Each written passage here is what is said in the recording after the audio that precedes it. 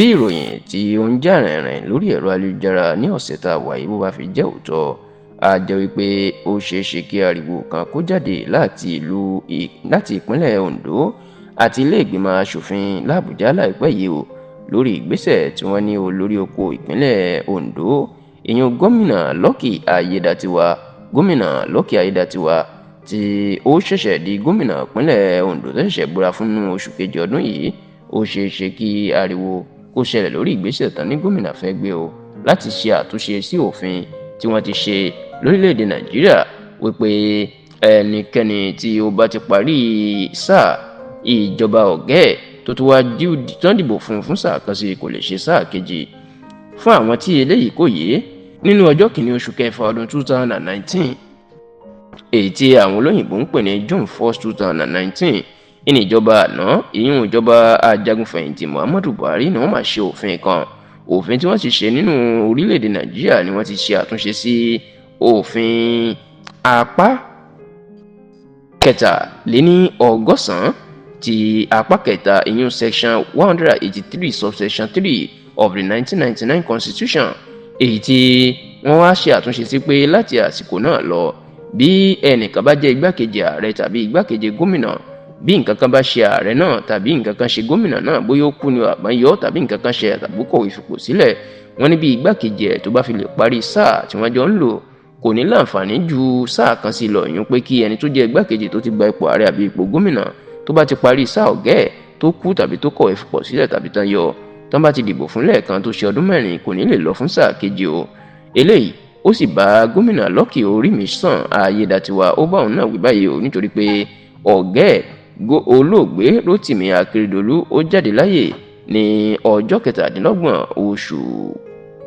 kejìlá ọdún 2023 December 27 2023 tó sì jẹ́ pé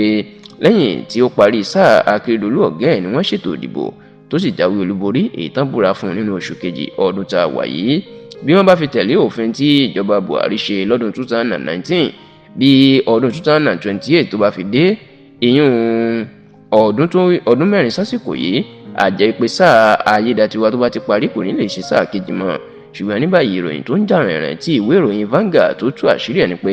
Lucky Aiyedatiwa ó ti ń sáré báyìí o, ó sì ti ń gbé ìgbésẹ̀ láti ṣe àtúnṣe sí òfin náà. Àgbẹ̀pọ̀ ti ń kàn sáwọn ilé ìgbìmọ̀ asòfin láti bẹ̀rẹ̀ iṣẹ́ láti bá yí òfin padà. Kódà wọ́n ní àwọn agbẹjọ́rò àgbà mẹ́fà Senior Advocate of Nigeria SANS mẹ́fà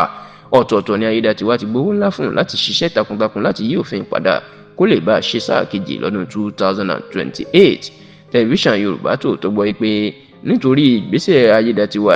ìní ò jẹ́ kó jàǹpátá nígbà tó mú èèyàn kalẹ̀ fún àjọ tó ń rí sí ìdàgbàsókè ilẹ̀ Yorùbá tí ààrẹ Bọ́lá Ahmed Tinubu ṣẹ̀ṣẹ̀ dá sílẹ̀ ìyẹn South West Development Commission, ìyẹn ọ̀gbẹ́ni Razak Obe tó yàn síbẹ̀ tó jẹ́ pé àwọn aṣòfin wọn yọ kúrò ìyẹn àwọn sẹ́nítọ̀ tán fi ẹni tó ń jẹ́ Joshua Olúfẹ̀yìntì rọ́pò ẹ̀. wọ́n nítorí pé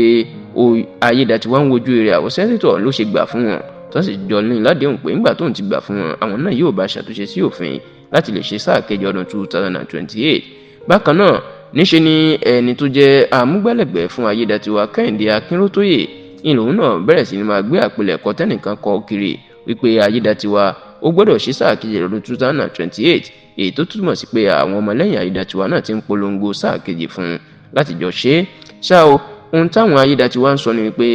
kì í ṣe pé fún ìmọ̀tara ẹnìkan ni Aiyedatiwa fi fẹ́ ṣe léyìí, wọ́n ní fún ìṣọ̀kan àti ìrẹ́pọ̀ ìpínlẹ̀ Ondo ìní kó má bàa sí ìyànjẹ. wọ́n ní látìgbà tí ìpínlẹ̀ Ondo tó ti ń ṣòṣèlú àwarawa, wọ́n ní gómìnà tẹ́lẹ̀ Olúṣẹ́gun Mímíkò tó wá láti àárín gbùngbùn